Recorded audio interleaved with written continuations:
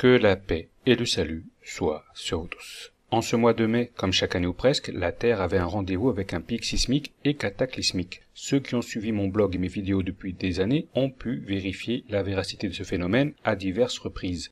Je rappelle que c'est la planète X qui est à l'origine de ce phénomène des pics sismiques, soit directement au moment de ses alignements avec la Terre et le Soleil, soit indirectement en magnétisant d'autres planètes qui à leur tour génèrent des pics sismiques. Il y a donc des pics causés au moment des alignements avec des planètes lentes, Jupiter, Saturne, Uranus, Neptune et même Pluton, et il y a deux autres pics annuels qui sont causés par un alignement avec cet astre non répertorié que l'on qualifie de planète X. En 2010, la planète X a causé le séisme du 27 février au Chili, magnitude 8,9, accompagné d'un léger pole shift. En 2011, ce fut autour du séisme du 11 mars au Japon, magnitude 9,3, avec un tsunami et un pole shift. En 2012, ce fut autour du séisme d'Acapulco, magnitude 7,9, le 20 mars.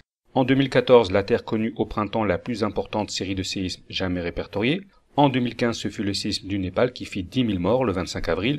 En 2016, le pic sismique se solda par un total de 699 morts au Japon et en Équateur. Et étrangement, 2017 fut l'année où la sismicité revint à ses niveaux d'il y a 40 ans et donc le pic sismique est passé inaperçu. Nous avons donc des années de données archivées et au fur et à mesure on a pu constater qu'il s'agit d'un phénomène à la fois récent et en constante évolution. Les pics sismiques ont pour base théorique le principe de l'univers électrique. C'est une théorie qui est aujourd'hui supportée par des dizaines de milliers de chercheurs. Elle est démontrée de A à Z, mais elle n'est pas officiellement reconnue par les instances scientifiques. Cela veut dire que si entre eux les chercheurs en discutent ouvertement, il n'y aura aucun média qui va s'en faire l'écho. Officiellement, le public n'a même pas conscience que le champ magnétique du Soleil puisse déclencher des cataclysmes sur Terre, alors que les preuves sont là, les mesures ont été faites, les statistiques ne laissent planer aucun doute, l'activité sismique est corrélée avec le Soleil et certains alignements planétaires. Le phénomène du pic sismique a des ramifications immenses et dans le cadre de cette vidéo, je n'ai évidemment pas le temps de tout expliquer, il faut juste comprendre qu'au mois de mai, on attendait plusieurs cataclysmes, dont un gros séisme. Cette année, le pic sismique de la planète X se superposait en partie avec celui de Jupiter, et après une période de 2 semaines de calme absolu, l'île de Hawaï est secouée le 4 mai par un tremblement de terre de magnitude 6,9, et ce, juste au moment de l'alignement avec Jupiter. Voici la preuve qui démontre une fois encore qu'il existe une corrélation entre les gros séismes et les alignements planétaires. Voici la position des planètes, et on constate que quand la Terre s'approche de l'alignement avec Jupiter, le gros séisme retentit. C'est juste la 20e ou la 30e fois que l'on assiste à une telle chose. À partir de ce jour-là, d'autres gros séismes ont retenti ailleurs dans le monde. Il y a eu également plusieurs éruptions volcaniques, des secousses à Mayotte, mais le principal point chaud du globe fut le volcan Kilauea d'Hawaï. Cela fait un peu plus d'un mois que le Kilauea est redevenu actif, mais les éruptions se succèdent et la lave continue de s'écouler sans discontinuer. Les médias ont rapporté l'évacuation des résidents, la destruction de quelques dizaines de maisons. Ils ont également rapporté le danger que représentaient les émissions de gaz toxiques. Ils ont couvert cet événement sous toutes ses facettes, sauf bien entendu celle qui pourrait générer un vent de panique. Et pour l'instant, chez les habitants, c'est le calme. Ils jouent au golf, ils prennent même des selfies avec le volcan. Il n'y a que les touristes qui commencent à déserter ces destinations. En réalité, les experts des médias ont délibérément censuré la menace que représentait l'effondrement de la zone de l'Ilina. Le Ilina Slump, en français effondrement d'Ilina, est un glissement de terrain d'un volume total de 20 km3 qui se décroche du versant sud du Kilauea à une vitesse de 10 cm par an. Si ce volume de 20 km3 glissait d'un seul coup dans l'océan Pacifique, il pourrait en résulter un séisme de magnitude 9 et un méga tsunami d'une hauteur de 300 mètres qui déferlerait sur toute la zone Pacifique, y compris la côte ouest des USA. C'est le pire des scénarios possibles et s'il se réalisait, les habitants de la côte ouest n'auraient que 4 heures pour évacuer la zone du littoral. Une telle évacuation serait difficile à organiser à cause des réactions de panique, mais sachez que d'ores et déjà les autorités s'entraînent à un tel scénario qui verrait le déplacement de millions de personnes. Il est même prévu de les reloger dans les États avoisinants tels que le Nevada. Tout ce que je vous raconte là, ce sont des infos officielles, ce sont des faits prouvés et non des rumeurs. Même l'effondrement de l'Ilina, qu'aujourd'hui les médias tentent de faire passer pour une rumeur conspirationniste, est un fait scientifiquement démontré et qui a même été exposé par les mêmes médias. Autrefois, on en parlait, aujourd'hui, alors que la menace est bien présente, on n'en parle plus. C'est comme pour la planète X, autrefois les médias en parlaient, aujourd'hui c'est un thème complètement ridicule. Et pour ceux qui n'auraient pas encore compris ce qu'est un pic sismique, voici une animation de l'université de Berkeley qui montre qu'à partir du 20 avril, jour après jour, le nombre et l'intensité des séismes sont en constante augmentation sur la zone du kilauea. On a donc affaire à un pic sismique, ça monte, puis on atteint le seuil de rupture et ça explose. Et donc le 4 mai, au moment de l'alignement avec Jupiter, l'île d'Hawaï est atteinte par un séisme de magnitude 6,9, le plus puissant qu'elle a connu depuis 43 ans, plus exactement depuis celui du 29 novembre 1975, qui fut d'une magnitude de 7,2. On constate tout d'abord que l'épicentre de ces deux séismes est situé non pas au niveau du cratère du Kilauea, mais au niveau de la zone de l'effondrement d'Ilina. C'est cette zone qui s'enfonce d'environ 10 cm chaque année et qui peut s'effondrer d'un seul coup en cas de gros séisme. Et le séisme du 29 novembre 1975 causa un effondrement d'une portion de 60 km, mais heureusement ce ne fut que d'une hauteur de 3 mètres. Ce fut donc un effondrement partiel, mais qui causa néanmoins un tsunami d'une hauteur de 14 mètres, c'est-à-dire plus haut que celui du séisme du Japon en mars 2011. Tout cela, ce sont des infos officielles que l'on peut par exemple trouver sur Wikipédia, mais étrangement, de manière tout aussi officielle, les autorités, dont l'USGS, l'organisme américain, démentent ces infos. L'USGS vient de déclarer que l'Ilina Slump présente peu de risques d'effondrement et de tsunami. Ils sont donc en contradiction avec eux-mêmes, ou plutôt devrait-on dire qu'ils manient un double discours, l'un à destination du grand public, l'autre est réservé à eux-mêmes.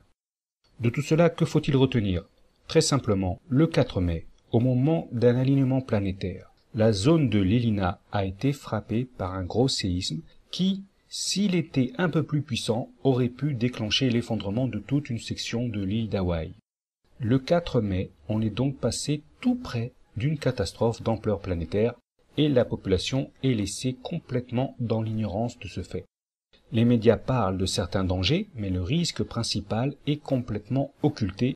Il est catalogué au rang de rumeurs infondées. Mais les preuves sont là et elles sont incontestables. Les séismes ont bien lieu sur cette zone qui menace de s'effondrer.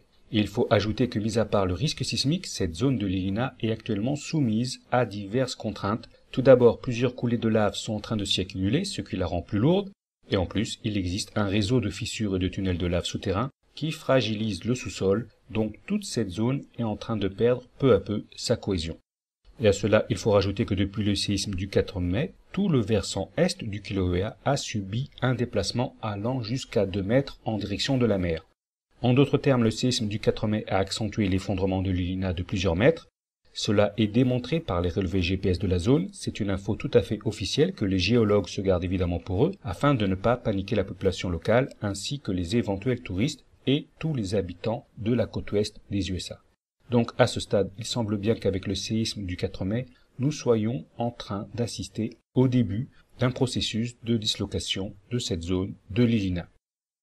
Il s'agit d'un processus géologique, donc l'échelle de temps n'est pas la même que celle du temps humain, le temps médiatique. C'est un processus qui est par définition lent et dont la dernière étape remonte à 1975 quand la faille de 60 km s'est agrandie de plusieurs mètres. Et donc aujourd'hui nous sommes peut-être, je dis bien peut-être, en train d'assister à la phase terminale de ce processus géologique qu'est l'effondrement de l'Ilina.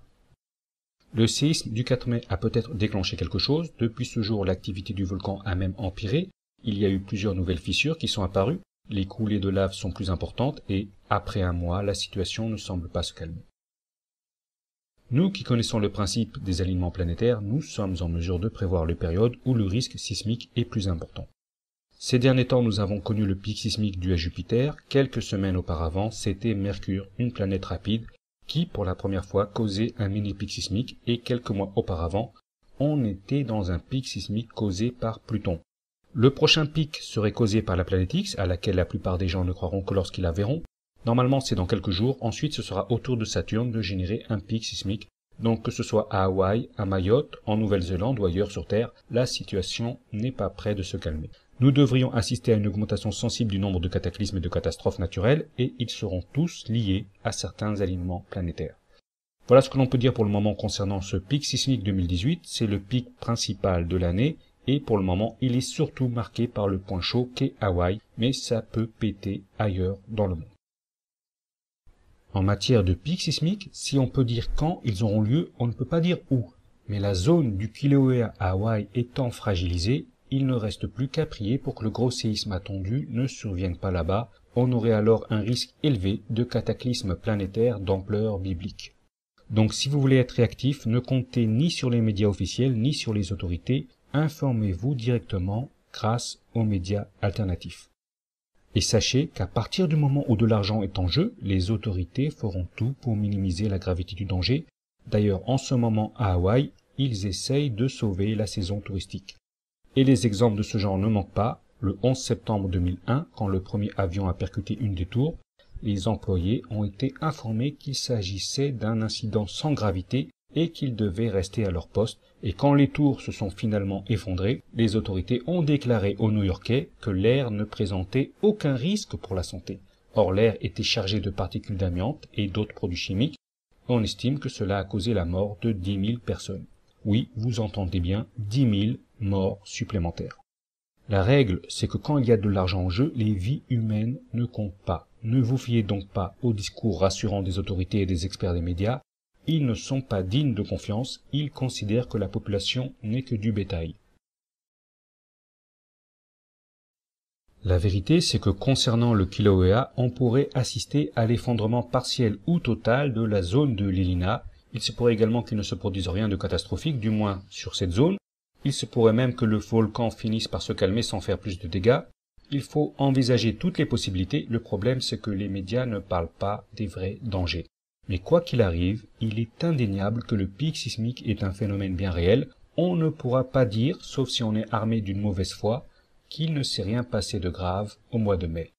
Le fait est que le 4 mai 2018, un séisme puissant a causé un début d'effondrement de la zone de l'Elina. Il aurait eu une magnitude un peu plus élevée et la moitié du monde aurait pu être ravagée. Le phénomène des pics sismiques est le révélateur de quelque chose de plus grave que les séismes et les catastrophes naturelles. C'est avant tout le révélateur de la planète X. Donc qu'il se passe quelque chose ou non, en fin de compte cela revient au même. La planète X est bel et bien là et tôt ou tard nous y serons directement confrontés. Dans un proche avenir, elle nous apparaîtra sous forme de comète et quand elle sera vue, les gens comprendront enfin qu'il se passe quelque chose de pas normal. Ils devront changer de paradigme. En tout cas, en ce mois de mai, nous sommes passés une première fois à côté de la catastrophe, mais dites-vous bien que c'est loin d'être fini. Il ne s'agissait peut-être que du hors-d'œuvre avant le plat de résistance. Sur ce, je vous remercie de m'avoir suivi et je vous donne rendez-vous pour la prochaine vidéo. À très bientôt.